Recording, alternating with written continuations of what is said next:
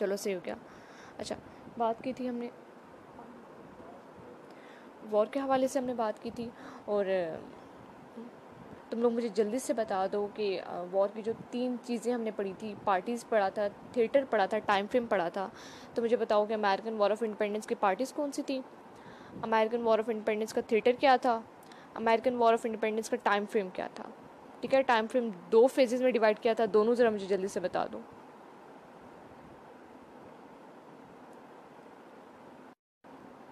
वालेकुम सलाम नुशाबा। वालेकुम सलाम वर्दा। तुम लोग से भी मैंने पूछा कि लास्ट लेक्चर में हम लोग ने अमेरिकन वॉर ऑफ इंडिपेंडेंस को देखा था, सिर्फ हमने उसका इंट्रो लिया था। ठीक है, और जो जितने भी हमारे कॉजेज़ थे, फैक्टर्स थे, ठीक है, ठीक हो गया फ़ायज़ा, एग्जैक्टली वही मैं तुम लोगों को बताने लगी थी कि कॉजेज़ या फैक्टर्स उनके तुम लोगों को सिर्फ नाम मैंने बताए थे, और उसको डिटेल में आज के लेक्चर में हमने करना था। ठीक है, अभी का जो सवाल है वो मेरा ये सवाल है कि मैंने तुम लोगों को वॉर की पार्टीज़ के बारे में बताया था, वॉर के थिएटर के बारे में बताया था, वॉर के टाइम फ्रेम के बारे में बताया था। तो जल्दी से तुम लोग मुझे बताओगे कि वॉर की पार्टीज़ कौन सी थी। ठीक है, किसके दरमियान ये वॉर थी, अमेरिकन वॉर ऑफ इंडिपेंडेंस पूछ रही हूँ, सही है। वॉर का थिएटर क्या था, ठीक है, और वॉर का टाइम फ्रेम क्या था। ठीक है, ठीक हो गया फातिमा। प्री मेच्योर और मेच्योर था। प्री मेच्योर की अगर तुम लोग मुझे डेट्स बता दोगे और मेच्योर की डेट्स बता दोगे तो ज़्यादा क्लियर हो जाएगा।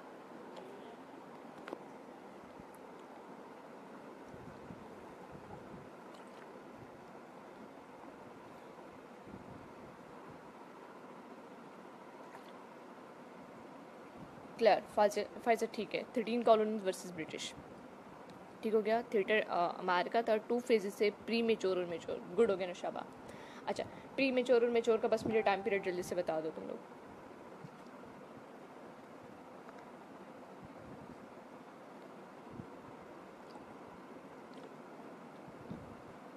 ठीक हो गया फाइजा, ठीक हो गया अबू बकर। अच्छा, मुझे जल्दी से सिर्फ टाइम पीरियड तुम लोग बता दो कि प्री मेच्योर कब से कब तक था और मेच्योर कब से कब तक था। ठीक है, अच्छा, अब ये चीज़ तुम लोगों ने बतानी है लास्ट लेक्चर का, दोबारा से तुम लोग को बता रही हूँ कि हम लोगों ने अमेरिकन वॉर ऑफ इंडिपेंडेंस का इंट्रोडक्शन देखा था, पार्टीज जो तुम लोग बता चुके हैं मुझे कि 13 farmer British colonies versus great Britain. ठीक है, थिएटर भी तुम लोगों ने बता दिया, अमेरिका है, टाइम फ्रेम भी बता दिया तुम लोगों ने कि प्री मेच्योर और मेच्योर था। ठीक है, अच्छा, प्री मेच्योर में बेसिकली क्या हो रहा था कि सिंपली आप क्या करे थे कि आप रिवोल्ट करे थे, बाइकॉट करे थे। ठीक है, मेच्योर में क्या हुआ कि आपने जो है प्रॉपर आप बैटल फील्ड में उतर आए और आपने डिक्लेरेशन ऑफ इंडिपेंडेंस दे दिया 1776 में, और उससे ऑनवर्ड जो है वो बैटल फील्ड टाइम पीरियड शुरू हुआ। ठीक है, जॉर्ज वॉशिंगटन के बारे में थोड़ा सा पढ़ा था कि वो वॉर हीरो था with reference to the fight और वॉर। ठीक है, वो क्या था, उनका लीडर था, मिलिटरीली उनको लीड कर रहा था। थॉमस जेफरसन जो था वो फॉरेन ऑफिस को कंट्रोल कर रहा था। ठीक है, फिर हम लोगों ने रेबिलियन के बारे में पढ़ा था, फ्रीडम फाइटर्स के बारे में पढ़ा था, पेट्रियट्स के बारे में पढ़ा था, लॉयल्स के बारे में पढ़ा था। ठीक है, अच्छा, कोई भी टर्म इसमें से नहीं क्लियर होती तो मुझे दोबारा पूछ लेना। ठीक है, रोल ऑफ फ्रांस को देखा था कि फ्रांस क्यों 13 कॉलोनीज को सपोर्ट कर रहा था, कैसे सपोर्ट कर रहा था, कि भाई मॉरल सपोर्ट दे रहा था, वेपनरी प्रोवाइड कर रहा था एंड ऑल दैट। ठीक है, जल्दी बोल रही हूँ बिकॉज ये हमारा पुराना लेक्चर है, आज का आराम आराम से करेंगे। रोल ऑफ ब्लैक्स को हमने देखा था कि भाई ब्लैक्स इन 13 कॉलोनीज को क्यों सपोर्ट किया ब्लैक्स ने, और 40% ने सपोर्ट किया तो क्यों किया, और 60% ने सपोर्ट नहीं किया तो क्यों नहीं किया। ठीक है, फ्रांस को सपोर्ट कर रहा था कि भाई वो स्ट्रॉन्ग पावर बनना चाहता था, और उसके लिए उसने क्या करना था कि उसे इसको ग्रेट ब्रिटेन को वीक करना था। कैसे वीक करना था, इसकी नेवी को वीक करना था, नेवी को कैसे वीक करना था, रेवेन्यू काटना था। रेवेन्यू कैसे काटना था उसने, कि बेसिकली उसने क्या करना था कि इन 13 कॉलोनी से जो रेवेन्यू उसको मिल रहा था फ्रांस को, उसको कट ऑफ करना था। क्लियर, नाम लिखवा चुकी हूँ तुमको सबके, विद डेट्स नाम लिखवाए हैं मैंने। ठीक है, क्लियर है, डेट्स के साथ मैं तुम लोग को नाम लिखवा चुकी हूँ। अच्छा, लेट मी चेक। नुशाबा 1617, 75, 17, 1783, गुड हो गया। ठीक, ठीक हो गया, ठीक हो गया।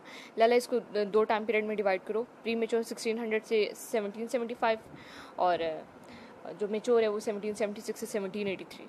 ठीक है, 2 में डिवाइड करोगे तो ज़्यादा मज़े का ज़रा लगेगा। क्लियर, अच्छा, जल्दी से आ जाओ तुम लोग मर्केंटाइलिज्म पे। 13 लिखवाए थे ना तुम लोग को मैंने, causes of American war of independence, उसको रिपीट नहीं करी बार बार, अब दोबारा बोलूँगी तो तुम लोग जो अगर कुछ रह गया तो बीच में से लिख लेना। ठीक है, अच्छा, पहली पे आ जाओ मर्केंटाइलिज्म, MERCHANTILISM, मर्केंटाइलिज्म।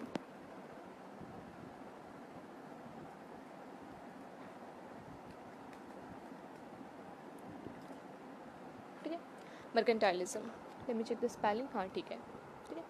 अच्छा, पहली जो कॉज है अमेरिकन वॉर ऑफ इंडिपेंडेंस की, जो हम पढ़ रहे थे, 13 के नाम लिखवाए थे, उसको एक एक करके हम डिटेल में देखते हैं। पहली जो कॉज है अमेरिकन वॉर ऑफ इंडिपेंडेंस की वो है मर्केंटाइलिज्म। ठीक है, मर्केंटाइलिज्म के बारे में कहा जाता है कि भाई मर्केंटाइलिज्म जो है वो primary cause of American war of independence है, इसलिए सबसे पहले लिखवाई है। ठीक है, मर्केंटाइलिज्म जो है वो primary cause of American war of independence है। अजीब सा नाम लग रहा है मर्केंटाइलिज्म, देखते हैं मर्केंटाइलिज्म है क्या। ठीक है, मर्केंटाइलिज्म बेसिकली क्या है कि ये एक इकोनॉमिक थ्योरी है फ्रॉम 16 to 20th सेंचुरी। ठीक है, मर्केंटाइलिज्म बेसिकली क्या है कि ये एक इकोनॉमिक थ्योरी है 16 से लेकर 20th सेंचुरी के टाइम पीरियड में।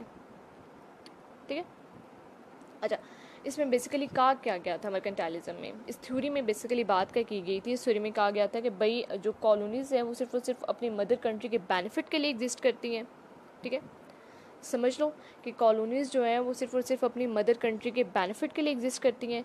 तो कॉलोनीज़ को क्या चाहिए कि भाई वो अपनी मदर कंट्री की वेल्थ में, उसकी प्रोस्पैरिटी में, उसकी सेल्फ सफिशेंसी में उसको हेल्प करें।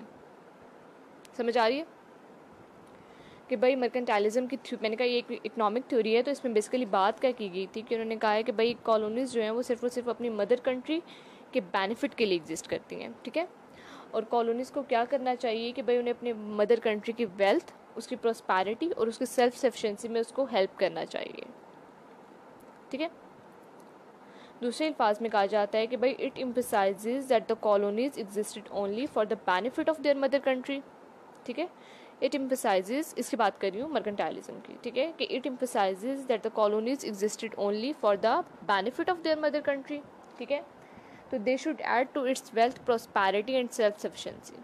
समझ आया कि मर्केंटाइलिज्म में क्या कहा गया है कि भाई जो कॉलोनीज़ जो हैं वो सिर्फ और सिर्फ अपनी मदर कंट्री के बेनिफिट के लिए एग्जिस्ट करती हैं, और कॉलोनीज़ को अपनी मदर कंट्री की वेल्थ, उसकी प्रोस्पैरिटी, उसकी सेल्फ सफिशेंसी में उसे हेल्प करना चाहिए। ठीक है, अच्छा, इसमें जो 13 कॉलोनीज़ के केस में इनकी मदर कंट्री कौन सी थी? इंग्लैंड, या आप ग्रेट ब्रिटेन कहते हो जैसे। ठीक है, इस 13 कॉलोनीज़ के केस में जो मदर कंट्री है वो बेसिकली क्या है? ग्रेट ब्रिटेन है। ठीक है, समझ आया कि मर्केंटाइलिज्म क्या होता है। अभी तक सिर्फ मैंने इतनी बात की कि मर्केंटाइलिज्म बेसिकली क्या है, कि primary cause of American war of independence है, और मर्केंटाइलिज्म जो है इकोनॉमिक थ्योरी है फ्रॉम 16 to 20th सेंचुरी। ठीक है, मर्केंटाइलिज्म में बात क्या की गई कि भाई कॉलोनीज सिर्फ और सिर्फ अपनी मदर कंट्री के बेनिफिट के लिए एग्जिस्ट करती हैं। तो कॉलोनीज़ को क्या चाहिए कि वो अपनी मदर कंट्री की वेल्थ, उसकी प्रोस्पैरिटी, उसकी सेल्फ सफिशेंसी में उन्हें अपनी मदर कंट्री को हेल्प करें। ठीक है, अच्छा, जो मर्केंटाइलिज्म की बेसिकली थ्योरी है, इसके पीछे बेसिकली जो कॉलोनीज़ पे मतलब आपने अप्लाई किया जब मर्केंटाइलिज्म, तो उसका बेसिकली मेन ऑब्जेक्टिव यही था कि आपने इन कॉलोनीज़ को फाइनेंशियली कैसे रूल करना है। ठीक है, ग्रेट ब्रिटेन ने मर्केंटाइलिज्म की थ्योरी को जब कॉलोनीज़ पे अप्लाई किया, तो बेसिकली मेन ऑब्जेक्टिव क्या था ग्रेट ब्रिटेन का, कि भाई उसे इन कॉलोनीज़ को फाइनेंशियली कैसे रूल करना है। समझ आ रही है? बस इतना याद रखना कि भाई मर्केंटाइलिज्म की थ्योरी में ये बात की गई थी कि कॉलोनी सिर्फ और सिर्फ अपने मदर कंट्री के बेनिफिट के लिए एग्जिस्ट करती हैं। ठीक है, ये बात मत भूलना कि मर्केंटाइलिज्म में ये कहा गया था कि कॉलोनी सिर्फ और सिर्फ अपनी मदर कंट्री के बेनिफिट के लिए एग्जिस्ट करती हैं। क्लियर? यहाँ तक समझ आया? अच्छा, देखो कि बेसिकली क्या था कि जो मर्केंटाइलिज्म के अकॉर्डिंगली, मर्केंटाइलिज्म की थ्योरी के अकॉर्डिंगली फिर कॉलोनीज़ का स्टेटस क्या हुआ। अगर तुम लोग को समझ आ रही है साथ साथ रिस्पॉन्ड करोगे, क्योंकि मेरा आज इंटरनेट स्लो चल रहा है, तो बीच में कहाँ वीडियो इंटरप्ट हो जाती है मुझे नहीं पता चलेगा। हाय कंजल। अच्छा, बेसिकली आप देखते हो कि मर्केंटाइलिज्म की थ्योरी के अकॉर्डिंगली जो कॉलोनीज़ का स्टेटस है वो बेसिकली क्या होगा। ठीक है, कि मर्केंटाइलिज्म की थ्योरी के अकॉर्डिंगली कॉलोनीज़ ने बेसिकली क्या करना है कि उन्होंने काम करना है, किस लिए काम करना है? अपनी मदर कंट्रीज़ के लिए काम करना है। ठीक है, क्या करना है उन्होंने? अपनी मदर कंट्री की ऑनर और प्रेस्टीज को इंक्रीज़ करना है, और अपनी मदर कंट्री के लिए ही फाइट करना है। समझ आ रही है मर्केंटाइलिज्म?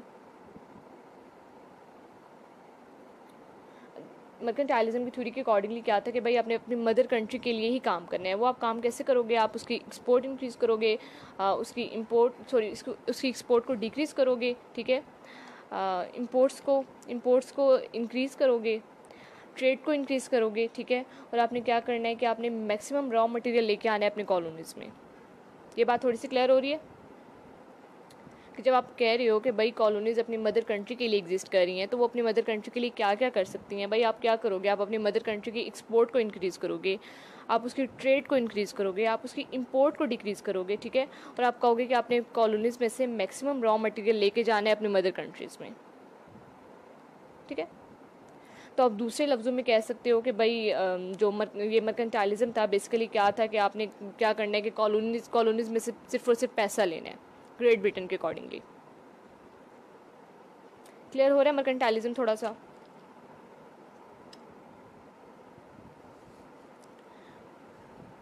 अगर आप 13 कॉलोनीज़ के व्यू से देखो तो बेसिकली 13 कॉलोनीज़ क्या कहती थी कि भाई मर्केंटाइलिज्म जो है वो बेसिकली क्या है कि एक मेथड है जिससे जो ग्रेट ब्रिटेन है वो इन कॉलोनीज़ को लीगली एक्सप्लॉइट कर रहा है, ठीक है। मैंने कहा कि भाई ये मर्केंटाइलिज्म एक मेथड है जिससे ग्रेट ब्रिटेन क्या कर रहा है, इन कॉलोनीज़ को लीगली एक्सप्लॉइट कर रहा है।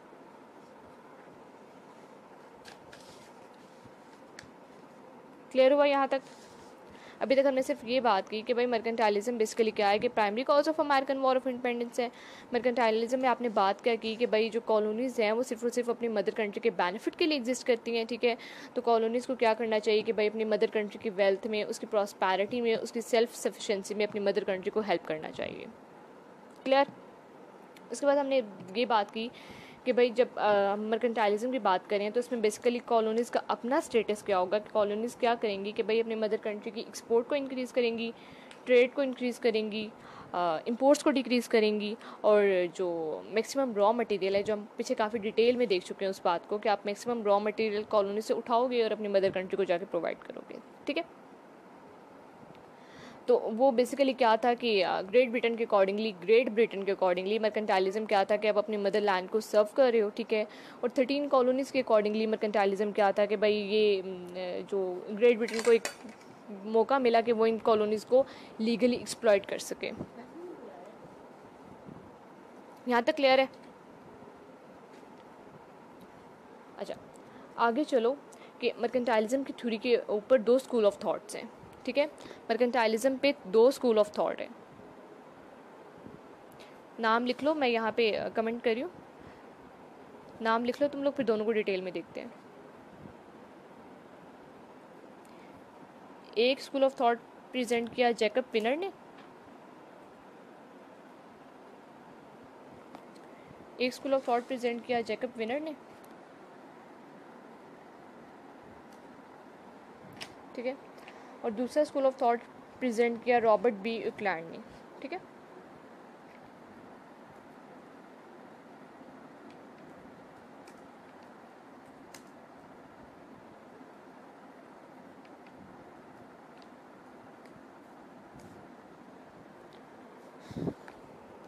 अच्छा, मैंने बात की कि भाई मर्केंटाइलिज्म के ऊपर, mercantilism as a primary cause of American war of independence, ठीक है। इसके ऊपर 2 स्कूल ऑफ थॉट्स हैं। एक स्कूल ऑफ थॉट प्रेजेंट किया जैकब विनर ने और दूसरा स्कूल ऑफ थॉट प्रेजेंट किया रॉबर्ट बी यूक्लैंड ने, ठीक है।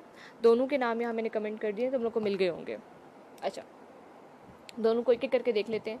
अच्छा, जैकब विनर जो था उसने क्या बात की, जैकब विनर बेसिकली क्या था कि अमेरिकन था, ठीक है। जैकब विनर के नाम के आगे लिख लो अमेरिकन, और रॉबर्ट बी यूक्लैंड बेसिकली क्या था कि वो ब्रिटिश बंदा था, ठीक है। तो उसके नाम के आगे लिख लो ब्रिटिश, ठीक है। जैकब विनर जो था वो अमेरिका से ताल्लुक़ रखता था, उसके नाम के आगे अमेरिकन लिख लो। रॉबर्ट बी यूक्लैंड जो था वो ग्रेट ब्रिटेन से था, उसके नाम के आगे ब्रिटिश लिख लो, ठीक है। अच्छा, जैकब विनर ने क्या बात की, जैकब विनर ने कहा कि भाई mercantilism was a primary cause of American war of independence, ठीक है। प्राइमरी कह लो, सुप्रीम कह लो, मेन कॉज कह लो। जैकब विनर ने कहा कि भाई जो मर्केंटाइलिज्म है वही एक प्राइमरी वजह है अमेरिकन वॉर ऑफ इंडिपेंडेंस की। सही, जो पहली बात मैंने की कि भाई अमेरिकन वॉर ऑफ इंडिपेंडेंस जो है वो primary cause of American war of independence है, तो वो बेसिकली किसने बोला था, जैकब विनर ने। फिर तनवीर, इंपीरियलिज्म और मर्केंटाइलिज्म हम लोगों को मतलब ओवरलैपिंग सी चीज़ लगती है, लेकिन इसमें काफ़ी डिफरेंस है, ठीक है। इसको बाद में देख लेते हैं, इंपीरियलिज्म और मर्केंटाइलिज्म, फ्लो टूट जाएगा इसमें मर्केंटाइलिज्म का, ठीक है। अच्छा, हमने बात की जैकब विनर जो अमेरिकन था उसने कहा कि भाई मर्केंटाइलिज्म जो था वो primary cause of American war of independence था। रॉबर्ट बी यूक्लैंड ने कहा कि भाई mercantilism was not the only cause of American war of independence. समझ आ रही है कि जैकब पिनर ने कहा कि भाई जो अमेरिकन वॉर ऑफ इंडिपेंडेंस की उसकी जो प्राइमरी कॉज थी वो मर्केंटाइलिज्म थी। रॉबर्ट ब्यूकलैंड ने कहा कि भाई मर्केंटाइलिज्म प्राइमरी कॉज नहीं थी, there were many other causes. ठीक है, उसने कहा कि भाई एक यही प्राइमरी कॉज नहीं थी, और भी बहुत सी वजह थी जिसकी वजह से अमेरिकन वॉर ऑफ इंडिपेंडेंस रोज हुई। समझ आ रही है। जैकब पिनर ने कहा कि भाई मर्केंटाइलिज्म जो है वो प्राइमरी कॉज है American war of independence. Robert Ekelund ने कहा कि भाई मर्केंटाइलिज्म जो है वो प्राइमरी का सिर्फ एक मर्केंटाइलिज्म ही वजह नहीं थी अमेरिकन वॉर ऑफ इंडिपेंडेंस की, और भी बहुत सी वजह थी। ठीक है, अच्छा, जैकब पिनर ने कहा कि भाई जो अमेरिकन वॉर ऑफ इंडिपेंडेंस है वो सिर्फ मर्केंटाइलिज्म की वजह से ही नहीं हुई, बल्कि बहुत सी और पॉलिटिकल कॉजेज़ थी। ठीक है, जिन्होंने अमेरिकन को मतलब इतना फ्यूल कर दिया कि उन्होंने ब्रिटिश लॉर्ड्स के अगेंस्ट रिवोल्ट कर दिया। समझ आई कि रॉबर्ट ब्यूकलैंड जो ब्रिटिश बंदा था उसने कहा कि भाई सिर्फ मर्केंटाइलिज्म ही प्राइमरी कॉज नहीं थी अमेरिकन वॉर ऑफ इंडिपेंडेंस की, और बहुत सी कॉजेज़ थी जिनकी वजह से अमेरिकन वॉर ऑफ इंडिपेंडेंस हुई। ठीक है, और जिससे उसने हाईलाइट किया वो ये था कि भाई there were many other political causes. ठीक है, जिसने अमेरिकन को फ्यूल किया कि भाई आप जो है वो ब्रिटिश लॉर्ड के अगेंस्ट रिवोल्ट कर दो। ठीक है, अमेरिकन को मजबूर कर दिया कि वो ब्रिटिश लॉर्ड के अगेंस्ट रिवोल्ट कर दें। अच्छा, जैकब पिनर पे आओ कि अगर हम जैकब पिनर के स्कूल ऑफ थॉट को लेके चलते हैं कि भाई मर्केंटाइलिज्म जो हम लेके चल रहे हैं, ठीक है, कि अगर हम जैकब पिनर के स्कूल ऑफ थॉट को लेके चलते हैं कि मर्केंटाइलिज्म जो है वो प्राइमरी कॉज है अमेरिकन वॉर ऑफ इंडिपेंडेंस की, तो इसका मतलब क्या है? इसका मतलब क्या है कि भाई उसके अलावा कोई भी कॉज इतनी स्ट्रॉन्ग नहीं थी। ठीक है, जैकब पिनर के अकॉर्डिंगली कोई भी कॉज इतनी स्ट्रॉन्ग नहीं थी जो कि अमेरिकन को मजबूर कर देती कि वो ब्रिटिश लॉर्ड के अगेंस्ट रिवोल्ट करते एक्सेप्ट मर्केंटाइलिज्म। ठीक है, तो अब फिर यहाँ पे इस चीज़ को जस्टिफाई करते हो कि भाई मर्केंटाइलिज्म में जो ब्रिटिश की डिस्क्रिमिनेटरी पॉलिसीज़ थी, ठीक है, जिन्हें हम एक एक करके आगे देखते हैं। ठीक है, कि ब्रिटिश की जो डिस्क्रिमिनेटरी पॉलिसीज़ थी, ठीक है, उन डिस्क्रिमिनेटरी पॉलिसीज़ से मजबूर किया अमेरिकन को कि वो रिवोल्ट करें अगेंस्ट ब्रिटिश। क्लियर? अगर ये दो स्कूल ऑफ थॉट क्लियर हो गए तो मुझे जल्द से बता दो। सिर्फ और सिर्फ इतनी बात की है, दोबारा से ओवरव्यू सुन लो, सिर्फ और सिर्फ इतनी बात की है कि भाई मर्केंटाइलिज्म के ऊपर दो स्कूल ऑफ थॉट हैं, जैकब पिनर का और रॉबर्ट ब्यूकलैंड का। दोनों में डिफरेंस क्या है कि जैकब पिनर कहता है कि भाई सिर्फ एक मर्केंटाइलिज्म ही है जो कि एक प्राइमरी वजह है अमेरिकन वॉर ऑफ इंडिपेंडेंस की। मर्केंटाइलिज्म के अलावा कोई भी वजह इतनी स्ट्रॉन्ग नहीं थी कि अमेरिकन जो है वो रिवोल्ट करते हैं अगेंस्ट ब्रिटिश लॉर्ड्स।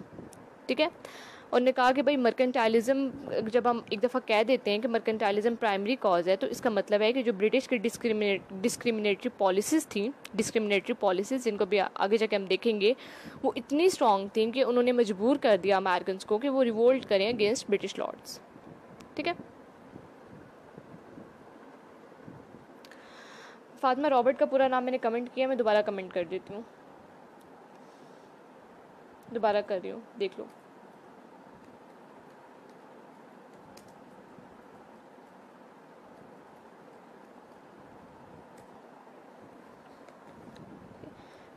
कमेंट मिल जाता है तो मुझे बता दो, मैंने दोबारा कर दिए। ठीक है, अच्छा, उन्होंने कहा कि भाई जैकब पिनर के स्कूल ऑफ थॉट के लोगों ने कहा कि भाई ब्रिटिश की डिस्क्रिमिनेटरी पॉलिसीज़ इतनी स्ट्रॉन्ग थी कि उन्होंने मजबूर कर दिया अमेरिकन को कि वो रिवोल्ट करें अगेंस्ट ब्रिटिश। ठीक है, अच्छा, रॉबर्ट ब्यूकलैंड जो था वो ब्रिटिश बंदा था। ठीक है, ऑब्वियसली ब्रिटिश बंदा था तो उसने थोड़ा सा ब्रिटिश को सपोर्ट करना था, सारा नहीं, थोड़ा सा ब्रिटिश को सपोर्ट करना था।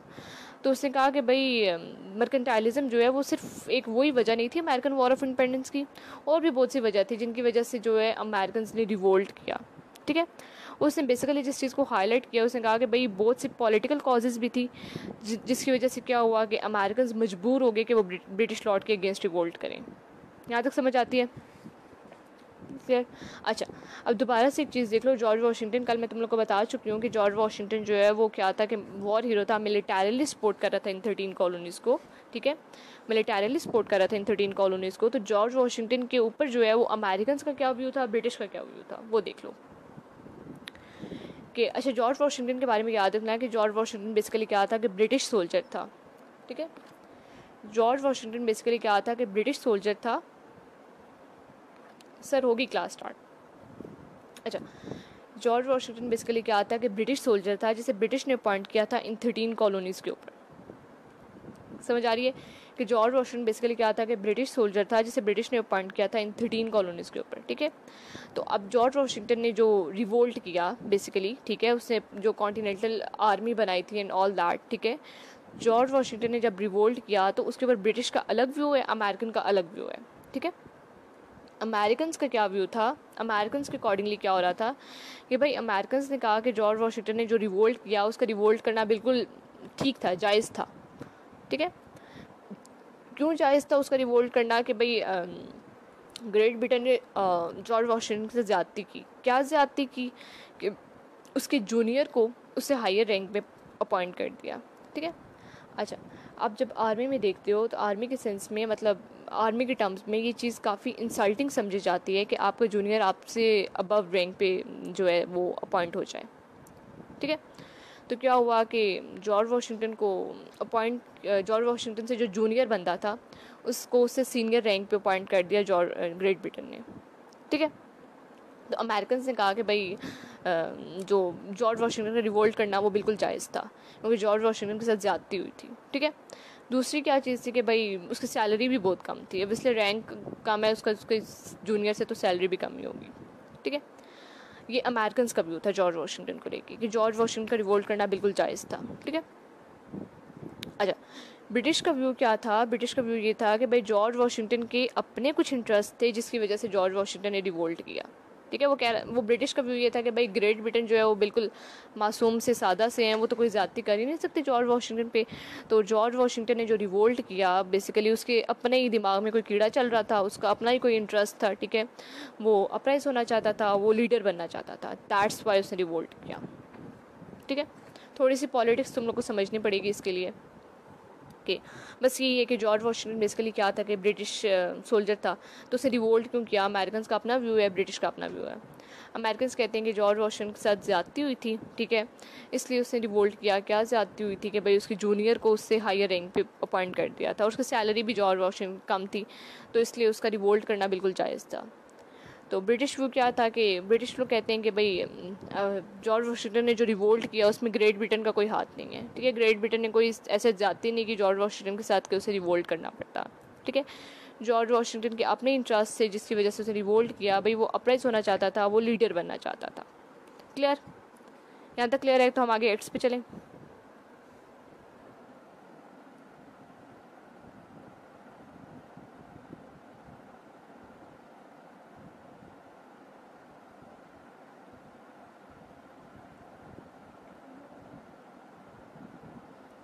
अच्छा, तुम लोगों की मैम लीज़ा की भी क्लास है अभी 11:30 पे, है ना।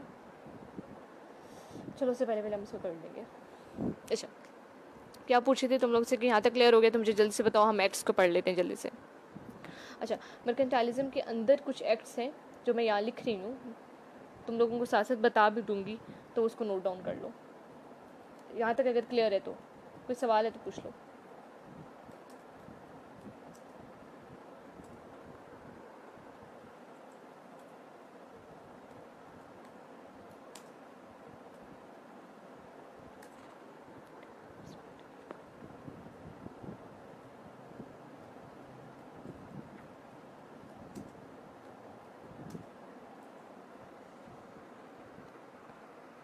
क्लियर क्लियर, ठीक हो गया।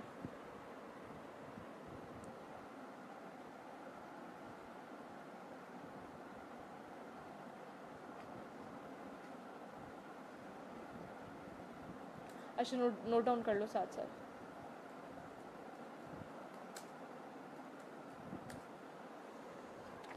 अच्छा, क्या है कि नेविगेशन एक्ट है, कमोडिटी एक्ट है, इन्फोर्समेंट एक्ट है, शुगर एक्ट है, करेंसी एक्ट है, क्वार्टरिंग एक्ट है, स्टैम्प एक्ट है, और बाकी जो एक दो दिन मैं साथ साथ ऐड कर दूँगी। हाँ, स्टेपल एक्ट भी है, स्टेपल एक्ट है, ड्यूटी एक्ट है,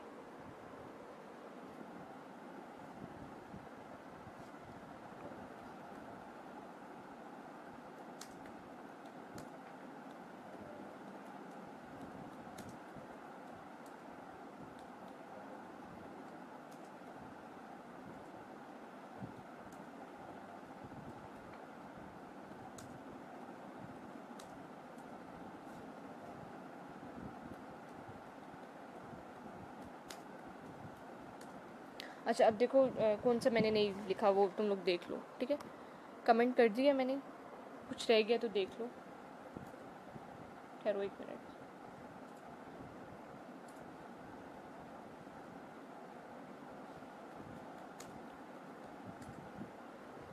ओके हो गया। अच्छा बोल रही हूँ, अगर कुछ बीच में से रह गया यहाँ पे मैंने नहीं किया तो तुम लोग लिख लो। नेविगेशन एक्ट है, कॉमोडिटी एक्ट है, इन्फोर्समेंट एक्ट है, शुगर एक्ट है, करेंसी एक्ट है, क्वार्टरिंग एक्ट है, स्टैम्प एक्ट है, स्टैपल एक्ट है, ड्यूटी एक्ट है, ठीक है। और मोलासिस एक्ट भी है। रुको मैं यहाँ लिख देती हूँ।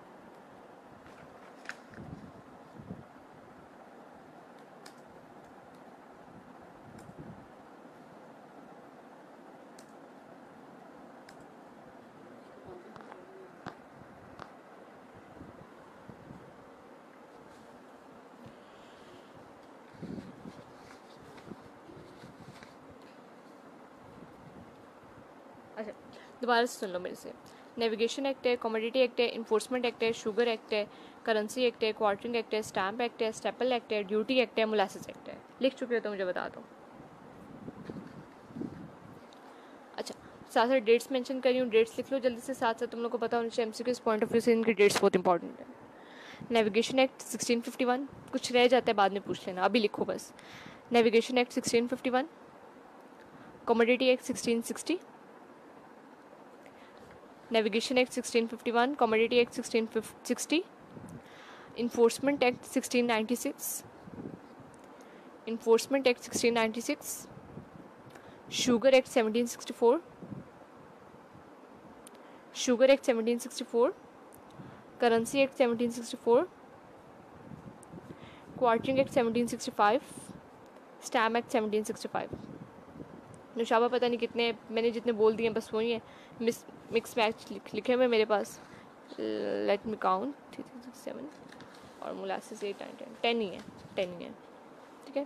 फिर भी कुछ रह जाते हैं तो हम बाद में एडअप कर लेंगे इसमें। दोबारा से इसके डेट्स देखो।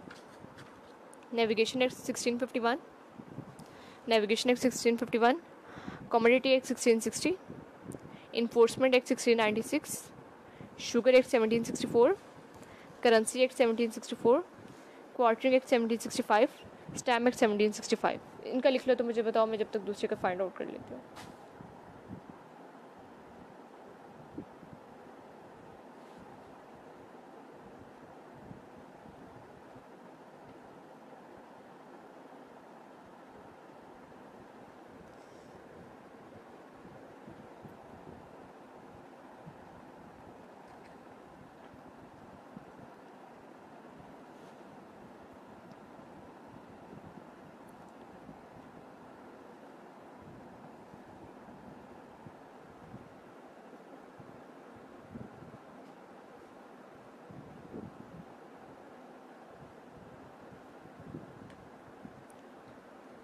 डन।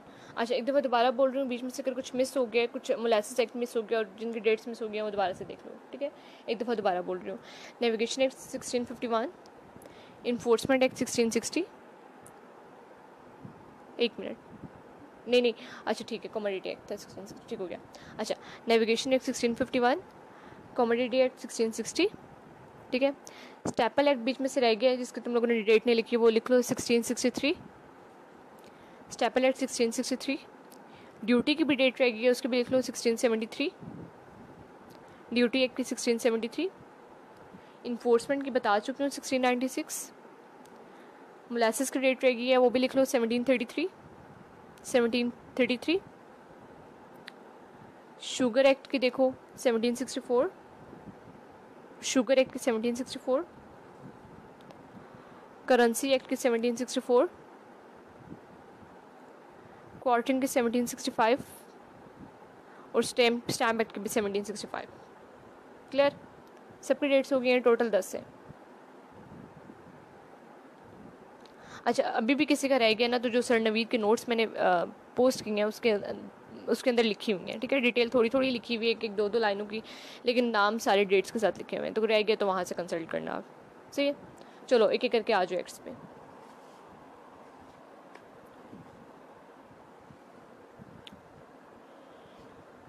अच्छा, नेविगेशन एक्ट, पहले की हेडिंग लगा लो नेविगेशन एक्ट।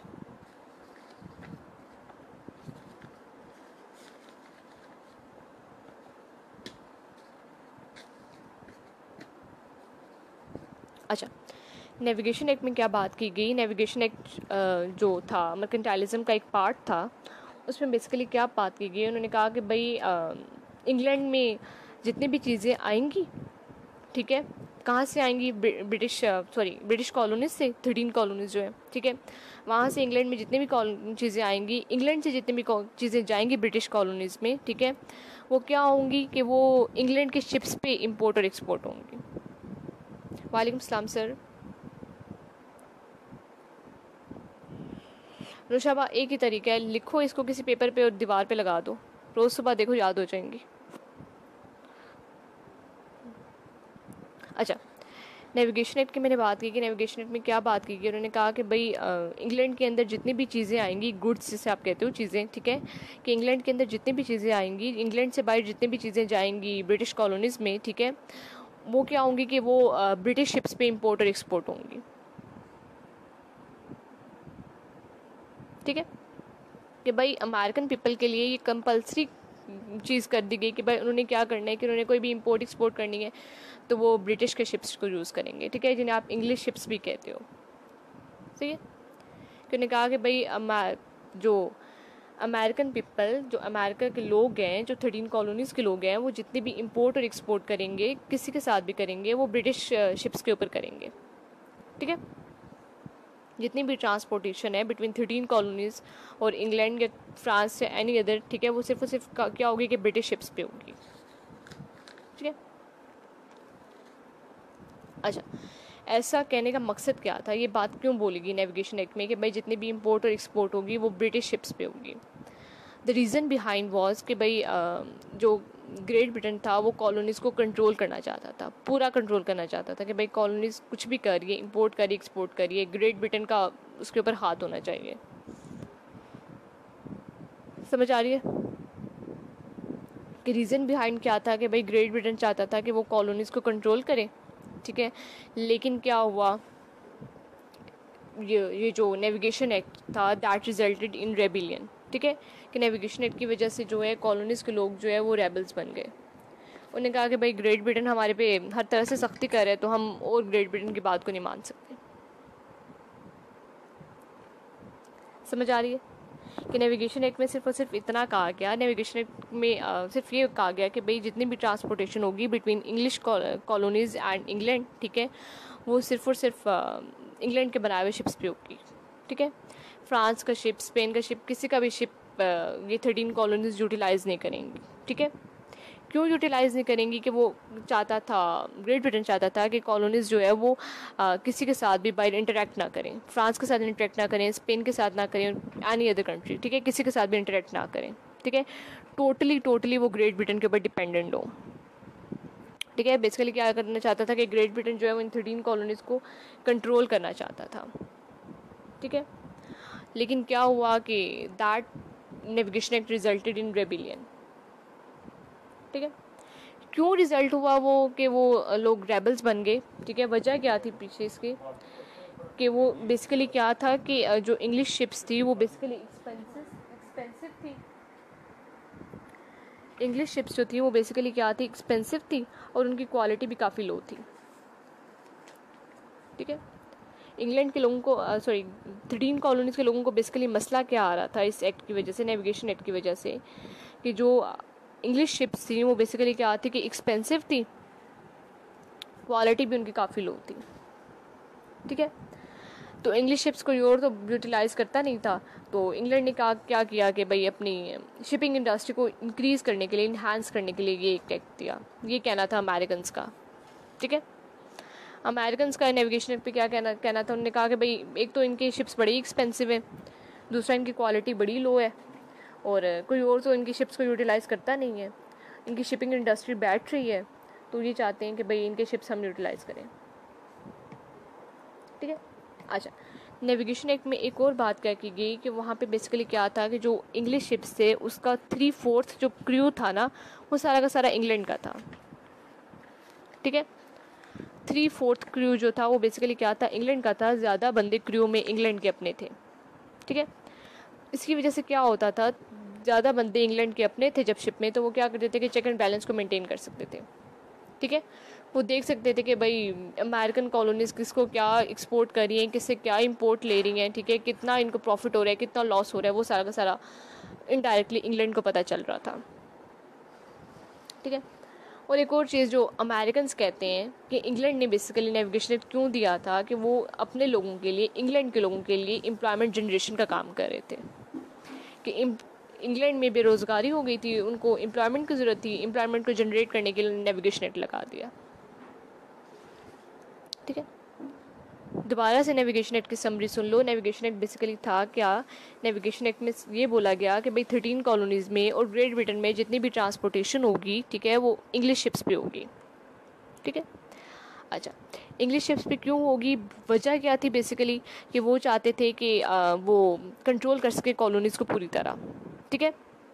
और कॉलोनीज़ जो है वो किसी भी बाहर के बंदे के साथ, फ्रांस के साथ, स्पेन के साथ, किसी के साथ भी इंटरेक्ट ना करें, ठीक है, समझ आ रही है। अच्छा, अमेरिकन का कहना क्या था, अमेरिकन ने कहा कि भाई जो ग्रेट ब्रिटेन है इसकी शिपिंग इंडस्ट्री जो है वो काफ़ी वीक हो गई है, ठीक है। बिकॉज क्यों वीक हो गई है कि इसके शिप्स बड़ी एक्सपेंसिव है, कोई लेता नहीं है, दूसरे इनकी क्वालिटी बड़ी लो है, कोई यूज़ ही नहीं करता, ठीक है। तो इंग्लैंड चाहता है कि भाई अपनी शिपिंग इंडस्ट्री को इम्प्रूव करे, इन्हांस करे, तो उसके लिए क्या ज़रूरी है कि उसके शिप्स को कोई यूटिलाइज़ करे, और यूटिलाइज़ करने के लिए बाहर का कोई बंदा तो मिल नहीं रहा, तो उन्होंने अपनी कॉलोनीज़ को पकड़ लिया कि भाई तुम लोगों ने हमारी शिप्स को यूज़ करना है, ठीक है, पहली रीज़न।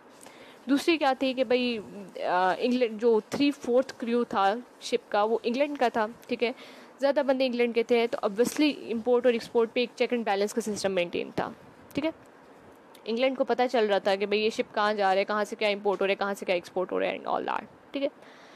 तीसरी रीज़न क्या थी कि भाई इंग्लैंड में एम्प्लॉयमेंट का मसला था, ठीक है, लोग बेरोज़गार हो रहे थे, तो क्या किया कि एम्प्लॉयमेंट जनरेशन के लिए क्या किया कि इंग्लैंड ने 3/4 क्रू शिप पे लगा दिया, क्रू 3/4 जो शिप का था वो इंग्लैंड के अपने बंदे थे, इंग्लैंड से आए हुए थे, तो एक एम्प्लॉयमेंट जनरेशन का काम भी साथ साथ चल रहा था। अच्छा, वीडियो मेरी स्टॉप हो गई है हसनैन, बाकी लोगों को मेरी आवाज़ आ रही है? अच्छा ठीक हो गया सर, आवाज़ आ रही है। अगर किसी और को भी इशू है तो जल्दी से बता दो या अगला एक्ट स्टार्ट कर लें।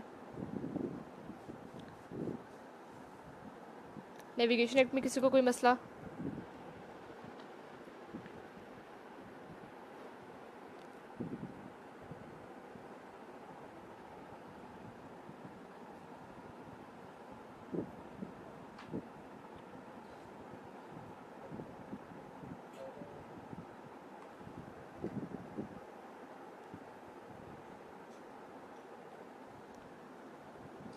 ठीक हो गया नुशाबा, मुझे बता दो कि नेविगेशन एक्ट जो 1651 में आया, जिसके बारे में भी मैंने पूरी कहानी तुम लोग को सुनाई, नेविगेशन एक्ट पे कोई मसला है?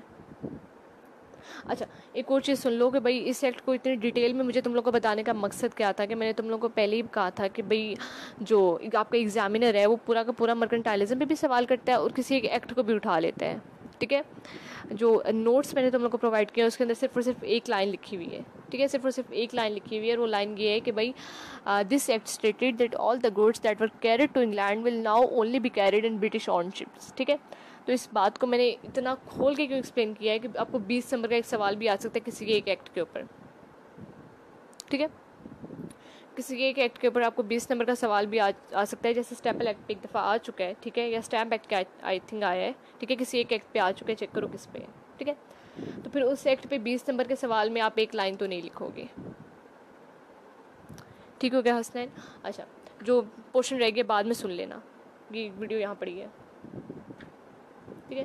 बता क्या रही हूँ तुम लोगों को, हाँ, बता रही थी कि किसी एक एक्ट पे वो 20 नंबर का सवाल भी कर सकता है, स्टेपल पे पूछ चुका है या स्टैम्प पे पूछ चुका है, ये चेक करो तुम लोग कि किस पे पूछ चुका है, ठीक है। प्रीवियस एक पेपर में आ गए, स्टेपल पे आए या स्टैम्प पे आए, तो तुम लोग उस 20 नंबर के सवाल के अंदर क्या लिखोगे, यू शुड नो, ठीक है। वहाँ बैठ के ये मत सोचना कि भाई सर नवीद के नोट्स में तो सिर्फ एक लाइन लिखी हुई थी, तो अब मैं यहाँ पर 20 नंबर में क्या उसको कोट करूँ, ठीक है। अच्छा, अगले एक्ट ये क्लियर हो गया, ठीक हो गया लैला, क्लियर, ठीक हो गया सर। अच्छा, अगला एक्ट तुम लोग को मैंने बताया कमोडिटीज़ एक्ट। ठीक हो गया फातिमा, जज़ाकल्लाह, स्टैम्प एक्ट पे आया। ठीक है, 2018 में स्टैम्प एक्ट पे आया। अच्छा, दूसरा देखो कि है कमोडिटीज़ एक्ट, या फिर जिसको आप इनोमिनेटेड एक्ट भी कहते हो। ठीक है, ENUMERATED, इनोमिनेटेड एक्ट। ठीक है, ENUMERATED। ठीक है, देख लो इसकी स्पेलिंग। ठीक है, अच्छा, कमोडिटीज़ एक्ट जिसको आप इनोमिनेटेड एक्ट भी कहते हो, ये कब आया? 1660 में आया। ठीक है, 1660 में आया। अच्छा, इसकी पूरी कहानी सुनो कि कमोडिटीज़ एक्ट बेसिकली क्या था। कि कमोडिटीज़ एक्ट में ये बात की गई कि भाई जो इंग्लिश कॉलोनीज़ हैं, जो 13 कॉलोनीज़ हैं ब्रिटिश की, ठीक है, जिन्हें आप इंग्लिश कॉलोनीज़ कहते हो, ठीक है, वो क्या करेंगी कि वो उनकी जितनी भी प्रोडक्ट्स हैं, जैसे शुगर हो गया, कॉटन हो गया, टोबैको हो गया, डाइज़ हो गया, ठीक है, वो किसी दूसरी कंट्री को एक्सपोर्ट नहीं करेंगी एक्सेप्ट ग्रेट ब्रिटेन। ठीक है, कि उनको परमिशन नहीं है कि वो उनको जितनी भी प्रोडक्ट्स हैं उनकी, जैसे शुगर है, कॉटन है, टोबैको है, डाइज़ है, ठीक है, वो क्या करेंगी कि वो सिर्फ और सिर्फ ग्रेट ब्रिटेन को एक्सपोर्ट कर सकती हैं। ठीक है, ग्रेट ब्रिटेन के अलावा किसी भी दूसरी कंट्री को ये चीज़ें एक्सपोर्ट करना उनको अलाउ ही नहीं था। ठीक है, अच्छा, पिछले लेक्चर्स में हमने काफ़ी डिटेल में ये चीज़ देखी कि भाई अमेरिका को एक्सप्लोर करने का क्या मकसद था, अमेरिका को कॉलोनाइज़ करने का क्या मकसद था। तो वहाँ से तुम लोग को पता चलता है कि भाई अमेरिकन लैंड जो है वो कल्टीवेशन के लिए बहुत अच्छी थी।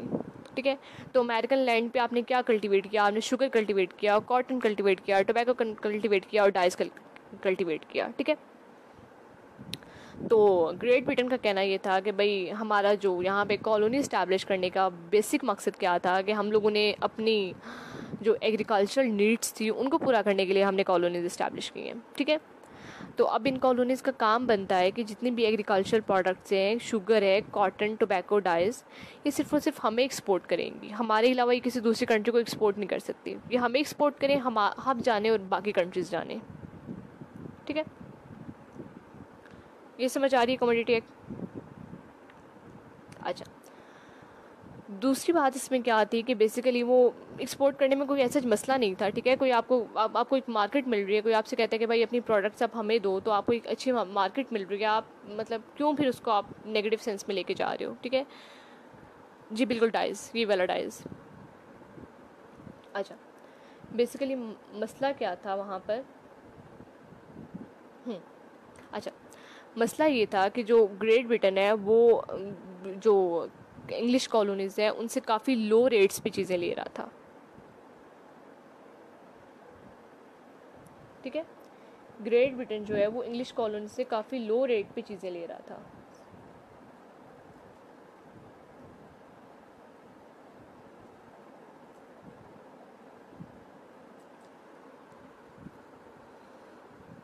क्या बताया अब तक तुम लोगों को मैंने कि बेसिकली कमोडिटीज़ एक्ट क्या था कि ग्रेट ब्रिटेन ने कहा कि भाई इंग्लिश कॉलोनीज़ में जितनी भी चीज़ें इंग्लिश कॉलोनीज़ जितनी भी चीज़ें एक्सपोर्ट करेगी, ठीक है, वो क्या होंगी कि वो सिर्फ और सिर्फ जो है ग्रेट ब्रिटेन को एक्सपोर्ट कर सकती है। ग्रेट ब्रिटेन के अलावा किसी दूसरी कंट्री के साथ उसका कोई लेना देना नहीं है।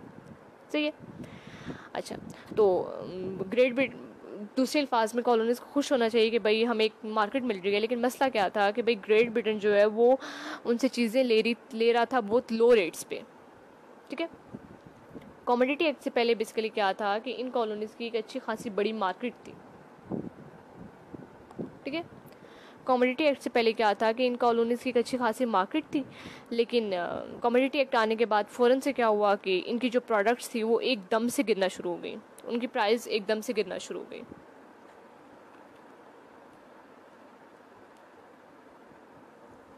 एक दफ़ा दोबारा सुन लो, कमोडिटी एक्ट एग्जांपल भी दे देती हूँ। ठीक है, अच्छा, कमोडिटी एक्ट दोबारा से सुन लो, साथ साथ मैं डेट्स दोबारा बोल रही हूँ साथ साथ, तो तुम लोग को डेट्स याद हो जानी चाहिए। ठीक है, अभी लेक्चर के एंड तक तुम लोग को डेट्स याद हो जाएंगे इंशाल्लाह। कि कमोडिटी एक्ट मैंने बताया कि 1660 में आया। ठीक है, कमोडिटी एक्ट आया 1660 में। ठीक है, कमोडिटी एक्ट में क्या कहा गया? उन्होंने कहा कि भाई जो इंग्लिश कॉलोनीज़ हैं वो उनकी जितनी भी कमोडिटीज़ हैं, जैसे एग्रीकल्चर प्रोडक्ट्स हैं, जैसे शुगर हो गया, कॉटन हो गया एंड ऑल दैट, ठीक है, वो क्या करेंगी कि वो सिर्फ और सिर्फ जो है वो इंग्लिश ग्रेट ब्रिटेन को एक्सपोर्ट करेंगी। ग्रेट ब्रिटेन के अलावा किसी कंट्री को वो एक्सपोर्ट नहीं कर सकती।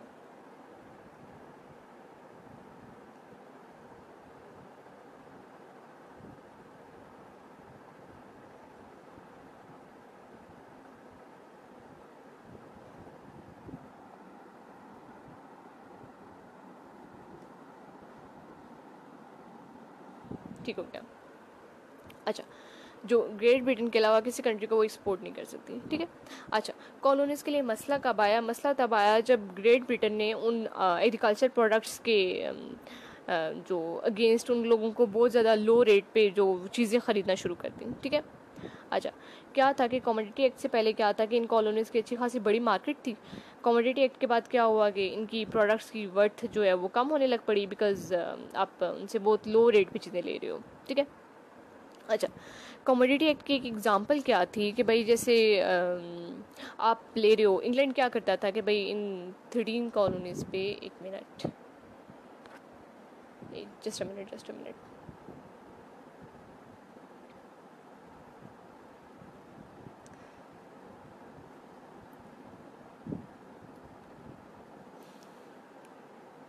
ठीक हो गया सर, बिल्कुल ठीक है, मैंने देख लिया था, जेंडर का लेक्चर है, मैं इसको 10 मिनट के अंदर अंदर वाइंड अप कर दूँगी, ठीक है सर, सेव।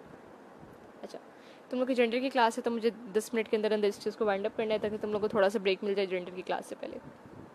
अच्छा, क्या तुम लोग को बता रही थी, ये बता रही थी, एग्जांपल दे रही थी कमोडिटी एक्ट की जो 1660 में आया। डेट्स याद हो जाएंगी जब बार बार पढ़ोगे ऐसे, ठीक है, कि कमोडिटी एक्ट 1660 में जो आया उसके बेसिकली जो एग्जांपल तुम लोगों को दे रही थी, मोहम्मद तौसीफ हमारा टॉपिक चल रहा है अमेरिकन वॉर ऑफ इंडिपेंडेंस, ठीक है, और उसका जो सब टॉपिक चल रहा है वो एक causes of American war of independence, ठीक है। और उसके अंदर भी जो हम पढ़े हैं वो बेसिकली क्या है कि मर्केंटाइलिज्म, और मर्केंटाइलिज्म के अंदर जो हम एक्ट पढ़े हैं वो एक कमोडिटी एक्ट, सही है। अच्छा, एग्जाम्पल दे रही थी तुम लोगों को, बेसिकली वो ये थी कि जो इंग्लैंड था वो क्या करता था, कमोडिटीज़ में मैंने किस चीज़ का नाम लिया, शुगर, कॉटन, टबैको, डाइज, ये याद रखना, ठीक है।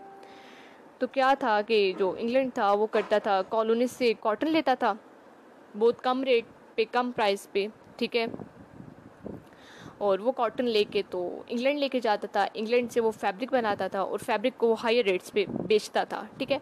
और वो फैब्रिक जो है वो 13 कॉलोनीज खुद भी ले रही थी, ठीक है, समझ आया। जैसे पाकिस्तान में होता है कि पाकिस्तान की जो कॉटन और इस तरह की चीज़ें हैं वो एक्सपोर्ट हो जाती हैं बाहर, बाहर से फिर ब्रांडेड बन के आती हैं, वही कॉटन होती है, ब्रांडेड चीज़ें बन के आती हैं और हम फिर बाहर से ले रहे होते हैं, ख़रीद रहे होते हैं, ठीक है। यही सब कुछ इसमें हो रहा था कि बेसिकली क्या था कि इंग्लैंड ने कॉटन उठाई कॉलोनीज़ में से, अपने पास लेके गया, फैब्रिक बनाई, फैब्रिक बना के तो डबल रेट पे, हायर रेट्स पे उसको बेच रहे आगे, सारी दुनिया ख़रीद रही, इवन 13 कॉलोनीज़ खुद भी ले रही हैं उससे। तो कमोडिटी एक्ट क्लियर हुआ? जल्दी से बता दो, स्लो स्लो चल रही क्लास में, तुम लोगों को चीज़ें क्लियर हो रही हैं? 2 एक्ट और जल्दी से कर लेते हैं, ये मुझे बताओ पहले क्लियर हो गया कमोडिटी एक्ट? कमोडिटी एक्ट में सिर्फ मैंने ये बात की कि भाई जो इंग्लिश कॉलोनीज़ हैं वो बेसिकली क्या करेंगी कि वो जितने भी उनकी कमोडिटीज़ हैं, शुगर, कॉटन, टोबैको, डाइज, वो जो ग्रेट ब्रिटेन के अलावा किसी भी कंट्री को एक्सपोर्ट नहीं कर सकती, ठीक है। अच्छा, कमोडिटी एक्ट से पहले क्या था कि इन कॉलोनीज़ की अच्छी खासी ह्यूज मार्केट थी। कमोडिटी एक्ट के बाद इनकी प्रोडक्ट की वर्थ कम होना शुरू हो गई। क्यों कम होना शुरू हो गई? बिकॉज जो ग्रेट ब्रिटेन है वो इनसे बहुत लो रेट्स पे इनकी प्रोडक्ट्स को ले रहा था, ठीक है। अच्छा, मोहम्मद उस्मान, नोट्स पढ़े में इस ग्रुप में, इसी ग्रुप की आप फाइल्स में जाओ, देखो, चेक करो, सर नवीद के मैंने नोट्स पोस्ट किए हुए, ठीक है। तो वो नोट्स मोर देन इनफ है तुम लोगों के लिए, उसको एक दफ़ा देख लो, रीड कर लो, एक रीड दे दो उस नोट्स को, ठीक है। नोट्स पढ़े में इसी ग्रुप में पढ़े हुए, सर नवीद के नोट्स पढ़े हुए, ठीक है। एग्जाम्पल तुम लोग को मैंने ये दी कि जैसे फॉर एग्जांपल जो है इंग्लैंड जो है वो कॉटन उठाता था 13 कॉलोनीज में से, अपने पास लेके गया, उस कॉटन से फैब्रिक बनाया, उस फैब्रिक को उसने हायर रेट्स पे आगे बेचना शुरू कर दिया, ठीक है। कमोडिटी एक्ट क्लियर हो गया? ठीक हो गया सर। सर मैं लेक्चर को वाइंड अप करूँगी 10 मिनट के अंदर अंदर, ठीक है, मतलब 10 मिनट पहले ही इन लोगों को छोड़ दूँगी मैं। ये क्लियर हुआ कमोडिटी एक्ट? तीसरा कौन सा लिखवाया मुझे जल्दी से बता दो।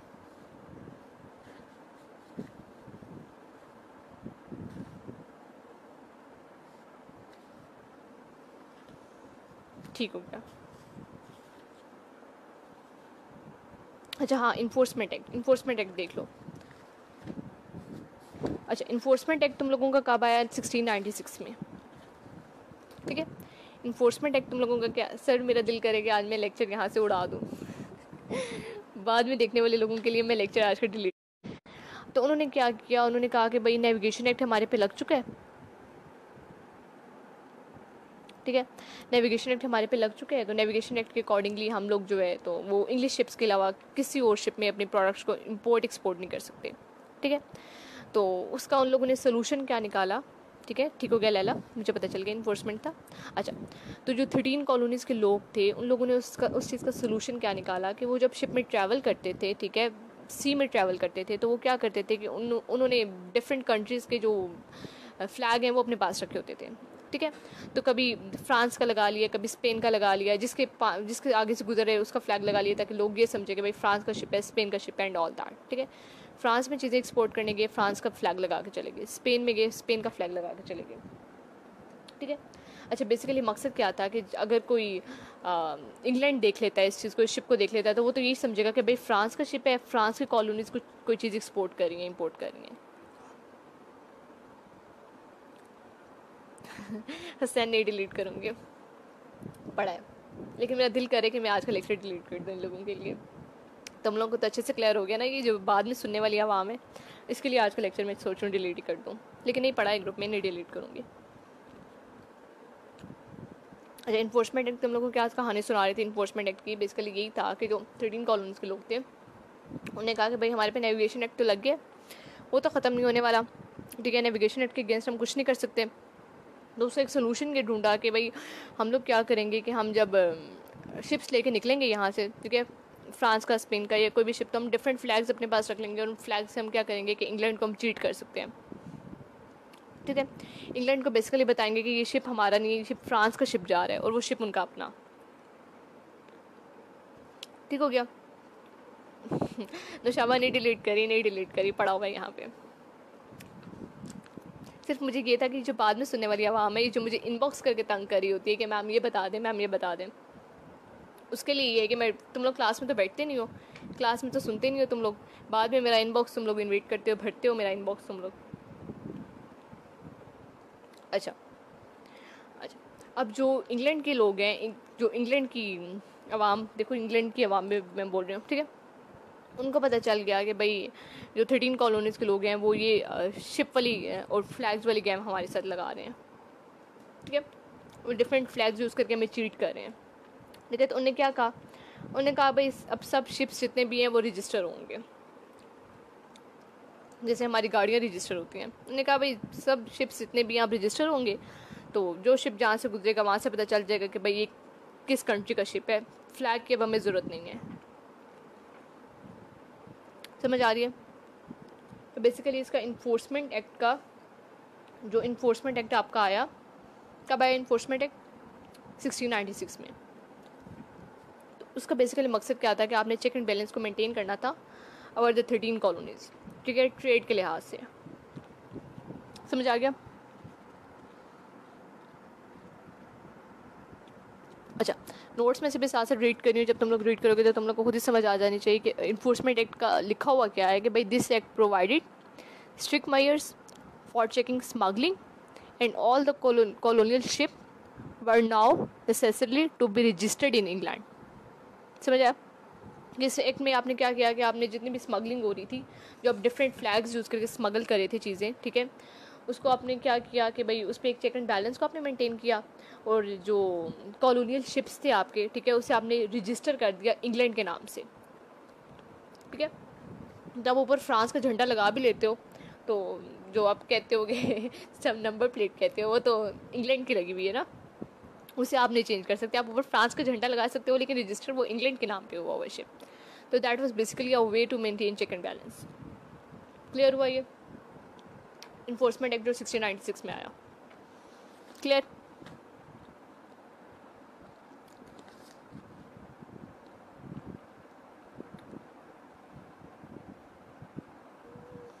अच्छा, आ रहे हैं उस एक्ट में, सब में आप देखोगे कि हर एक्ट का मकसद यही है कि भाई आपने पैसा लेना है 13 कॉलोनी से, रेवेन्यू कलेक्शन, ठीक है। तो इन्फोर्समेंट एक्ट में उन्होंने एक तीर से दो शिकार किए। एक तो ये था कि चेक एंड बैलेंस भी मेंटेन हो गया, ठीक है, अब वो आपकी चीज़ों को स्मगल नहीं कर सकते 13 कॉलोनीज के लोग, ठीक है। दूसरा क्या हुआ कि भाई आपने शिप को अपने नाम के साथ रजिस्टर कर दिया, इसका मतलब कि वो शिप आपका है, इसका मतलब कि लोगों ने उसका टैक्स पे करना है आपको।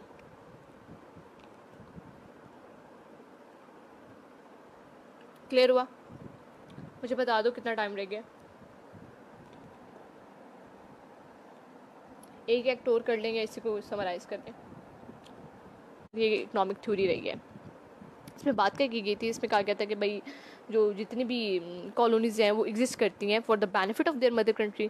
तो कॉलोनीज़ को क्या चाहिए कि वो अपनी मदर कंट्री की वेल्थ में, उसकी प्रॉस्पैरिटी में, उसकी सेल्फ सफिशेंसी में उससे हेल्प करें। ठीक है।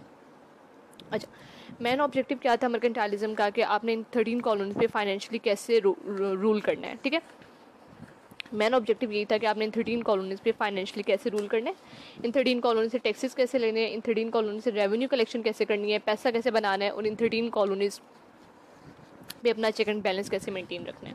ठीक है, दो स्कूल ऑफ थॉट की बात की थी मैंने, जैकब विनर और रॉबर्ट ब्यूकलैंड। जैकब विनर बेसिकली क्या था कि अमेरिकन बंदा था, रॉबर्ट ब्यूकलैंड ब्रिटिश बंदा था। जैकब विनर क्या कहता था कि भाई मर्केंटाइलिज्म बेसिकली क्या है कि प्राइमरी कॉज है अमेरिकन वॉर ऑफ इंडिपेंडेंस की। रॉबर्ट ब्यूकलैंड का क्या कहना था कि भाई मर्केंटाइलिज्म जो है वो प्राइमरी कॉज नहीं है अमेरिकन वॉर ऑफ इंडिपेंडेंस की, और बहुत सी कॉजेज हैं जिसकी वजह से ये American war of independence emerge हुई। ठीक है, और रॉबर्ट ब्यूकलैंड ने स्पेसिफिकली जिन चीज़ों का नाम लिया उसने कहा कि भाई पॉलिटिकल कॉजेज़ थी कुछ, जिन कॉजेज़ ने मजबूर कर दिया अमेरिकन को कि वो रिवोल्ट करें अगेंस्ट ब्रिटिश लॉर्ड्स। ठीक है, वरना मर्केंटाइलिज्म में ऐसा कुछ भी नहीं था जिसकी वजह से अमेरिकन को रिवोल्ट करना पड़ता। ये कहना था रॉबर्ट ब्यूकलैंड का। हो जा जैकब विनर की स्कूल ऑफ थॉट को लेकर चलो तो उसका मतलब ये है कि भाई जब आपने कह दिया कि जो मर्केंटाइलिज्म है वो primary cause of American war of independence है, तो इसका मतलब ये है कि भाई ब्रिटिश की कुछ डिस्क्रिमिनेटरी पॉलिसीज़ थी जो अभी हमने कुछ एक्ट्स में पढ़ी हैं। ठीक है, ब्रिटिश की कुछ डिस्क्रिमिनेटरी पॉलिसीज़ थी जिन्होंने मजबूर किया अमेरिकन को कि वो रिवोल्ट करें अगेंस्ट ब्रिटिश लॉर्ड्स। क्लियर। अच्छा, उसके बाद आज जो हमने एक्ट्स देखे हैं, कितने एक्ट्स देखे हैं अभी? 3 एक्ट्स देखे हैं। Navigation act 1651, commodity act 1660, enforcement act 1696, बस 3 अभी तक देखे हैं। ठीक है, नेविगेशन एक्ट में हमने ये बात की कि भाई नेविगेशन एक्ट में क्या होगा कि इंग्लैंड ने कहा कि भाई जितनी भी इंपोर्ट एक्सपोर्ट होगी 13 कॉलोनीज की, ग्रेट ब्रिटेन की। अच्छा, अब स्पेसिफिकली मैं 13 कॉलोनीज ऑफ ग्रेट ब्रिटेन क्यों कह रही हूँ, बिकॉज ग्रेट ब्रिटेन ने उनके ऊपर बैन कर दिया था कि भाई आप कॉमोडिटी एक्ट में उन्होंने कहा कि भाई आप चीज़ें एक्सपोर्ट इंपोर्ट नहीं कर सकते। ठीक है, तो उस हवाले से मैं कह रही हूँ। वैसे नेविगेशन एक्ट में ये भी था कि भाई आप फ्रांस को, स्पेन को, किसी को भी अगर इंपोर्ट एक्सपोर्ट कर रहे हो, ठीक है, एक चीज़ याद रखना, डेट मैटर करती है। जैसे नेविगेशन एक्ट आया 1651 में, कॉमोडिटी एक्ट जाके आया 1660 में। ठीक है, तो नेविगेशन एक्ट में ये भी आ सकता है कि भाई आप फ्रांस को एक्सपोर्ट कर रहे हो, स्पेन को कर रहे हो, किसी को भी कर रहे हो, तो आप क्या करोगे कि भाई आप इंग्लैंड के शिप्स पे करोगे। मैंने स्पेसिफिकली बात की थी 13 कॉलोनीज़ की और ग्रेट ब्रिटेन की। मैंने कहा कि भाई ट्रांसपोर्टेशन जितनी भी 13 कॉलोनीज और ग्रेट ब्रिटेन के दरमियान होगी वो इंग्लिश शिप्स में होगी। ठीक है, तो तुम लोग को मुझे पॉइंट आउट करना चाहिए था यहाँ पे कि मैम कॉमोडिटी एक्ट आया 1660 में और 1651 में ही आप बात करिए कि भाई ट्रांसपोर्टेशन जो 13 कॉलोनीज और ग्रेट ब्रिटेन में हो रही है। ठीक है, यहाँ से याद रखना कि भाई जितनी भी ट्रांसपोर्टेशन कहीं भी हो रही है, ठीक है, फ्रांस के साथ हो रही है, स्पेन के साथ हो रही है, जहाँ भी हो रही है, वो क्या होगी कि इंग्लिश शिप्स पे होगी। ठीक है, अच्छा, मकसद क्या था कि भाई जो 13 कॉलोनीज़ के लोग हैं वो पर्सनली जाके कहीं इंटरेक्ट ना कर सकें, फ्रांस, स्पेन, पुर्तगाल उसके साथ जाके पर्सनली जाके इंटरेक्ट ना कर सकें, वो उन्हें इंटरेक्ट करना भी है तो वो हमारे थ्रू करें। ठीक है, अच्छा, जो जो 2-3 पर्पसेस बताए थे नेविगेशन एक्ट के वो यही थे कि भाई वो अपनी शिपिंग इंडस्ट्री को इन्हेंस करना चाह रहे थे, इंग्लैंड के लोग अपने लोगों को एम्प्लॉयमेंट प्रोवाइड करना चाह रहे थे। कॉमोडिटी एक्ट, अब कॉमोडिटी एक्ट जो आया, कब आया कॉमोडिटी एक्ट बताओ मुझे? 1660 में। कॉमोडिटी एक्ट में आपने क्या कहा कि भाई जितने भी एग्रीकल्चरल प्रोडक्ट्स हैं, कॉटन, टोबैको, राइस, जितनी भी चीज़ें हैं वो आप इंग्लैंड को ही एक्सपोर्ट कर सकते हो, इंग्लैंड के अलावा आप किसी कंट्री को एक्सपोर्ट नहीं कर सकते हो।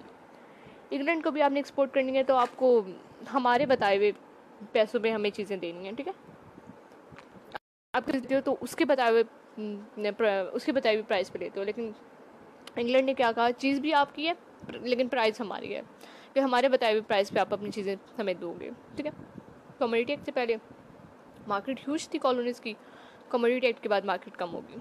ठीक हो गया नुशाबा। इन्फोर्समेंट एक्ट में आपने क्या किया कि सिंपली शिप्स को रजिस्टर कर दिया। यहाँ तो कोई सवाल है तो जल्दी से पूछ लो, मैं लेक्चर को एंड कर रही हूँ, तुम लोगों की भी क्लास है।